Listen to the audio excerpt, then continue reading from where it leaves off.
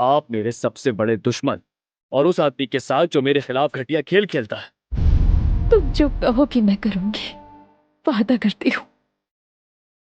बस मुझे अपने बच्चे तक पहुंचने में मदद करो, अल्लाह के लिए।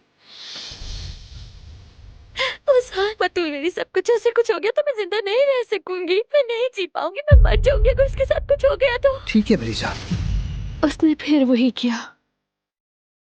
उसने इतनी अहम बात मुझसे छुपाई आसमी।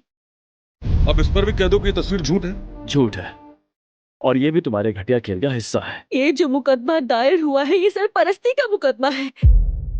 क्या?